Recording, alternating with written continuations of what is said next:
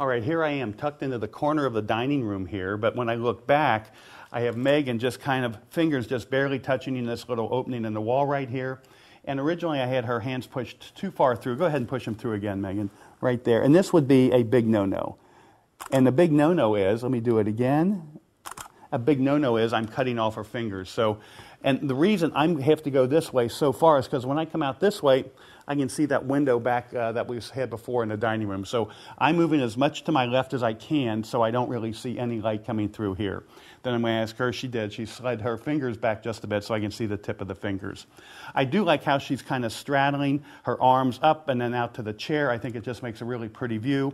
Just kind of captures a nice expanse of this space here. Another really interesting feature tucked back in this area, and I'm shooting wide-angle lens again, is really the crown work right here in the ceiling. It just is beautiful, and when I take this photograph, it's complementing her white cream-colored gown beautifully because that's about the same color that we have up there.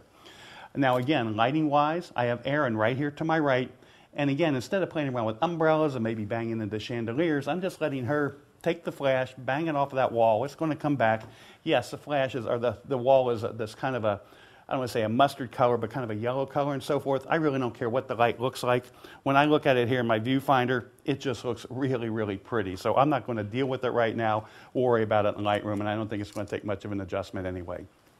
So again, we have that large cone of light coming out of Erin's flash, lighting up about a 7-foot area on the wall right there, soft light source coming back in here, a couple accents from the chandelier kind of just hitting Megan here, and I'm going to turn her head into the light because it's coming from that direction, chin down just a bit.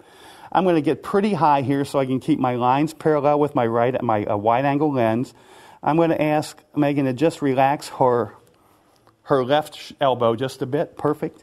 And I'm going to position her head against the wall, or just bring this finger back a little bit more. Yeah, perfect. Just almost between, and still trying to pick up as much of the top pieces as I can here.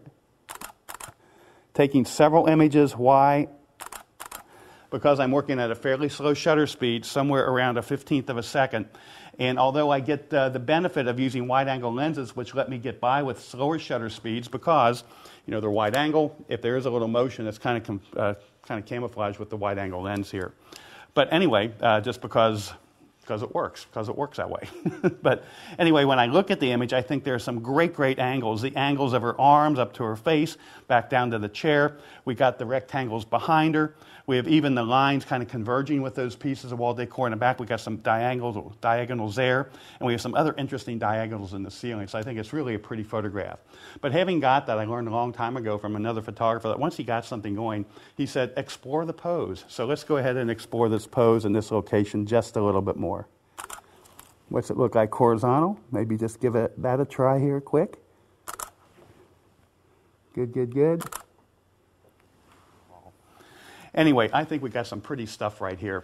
Again, just whenever you're looking into the room, we looked one way for the groom, we looked the other way for the bride, but in this spot, which seems like it's cramped and everything else, but we really got some neat design lines happening in our composition.